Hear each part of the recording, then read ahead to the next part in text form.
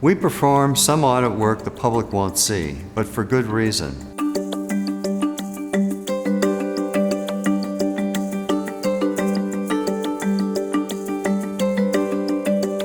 Our audits are powerful tools for promoting transparency, accountability, and the efficient use of public resources in the City and County of Denver.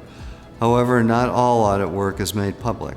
In this month's episode of Ask the Auditor, we're discussing why some audit work remains confidential. Most of our audits are shared publicly, like the ones you can find on our website. We also conduct publicly available audits in which some information remains confidential. When this happens, we let the public know that some information was removed and only shared with those with a need to know. And sometimes we have audit work that is entirely confidential. The main reason some audit work remains confidential is the inclusion of sensitive or legally protected information. There is some information that, if made public, could put the city or people at risk. We see this often for cybersecurity and IT audits. In fact, we have a small team that primarily does this work. We audit different city agencies and look for technology-related risks. Our audits may review a department's IT systems, the status of their infrastructure, security vulnerabilities, technology failure risks, and other possible technology issues. Once fieldwork is done, if there are things to improve, we'll provide recommendations that the agency can decide or decide not to implement.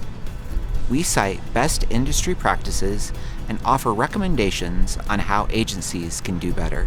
In this audit work, what we find is shared only with the auditee and any other relevant city department so they can take appropriate action. The findings are also shared with the audit committee.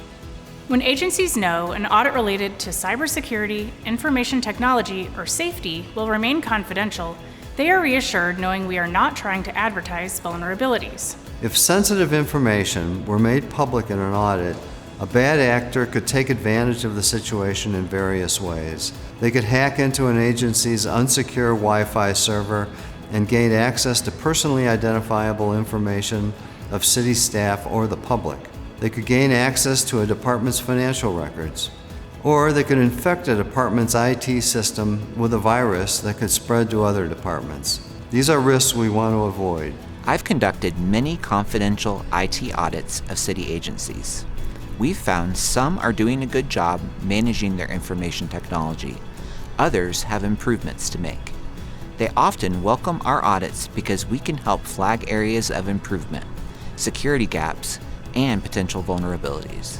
We all share the same goal of protecting the city from bad actors, confirming the city is managing its information technology effectively, and ensuring the safety of city staff and the public from threats. Since the audit work remains confidential, city departments are reassured they can address areas of improvement without feeling exposed. It's possible an audit may start as confidential, but due to findings, may become public. We recently audited the Denver Zoo for outdated infrastructure. It began as confidential due to sensitive information involved. During our fieldwork, we discovered the amount of outdated infrastructure was minor, therefore the risk for potential attack was small. Because of this, we decided to make it public as the risk to the organization was lower. All of this is based on professional judgment. Sometimes part of an audit is public and part of it is confidential. For example, in 2021, my team conducted an audit of the Clerk and Recorder's Office. Our public report found their management of records needed improvement. However, specific details remained confidential because it involved personally identifiable information. We were able to share our findings while still protecting people's private information. Confidential audit work is not unique to our office. It happens nationwide. We strike a careful balance between transparency and discretion.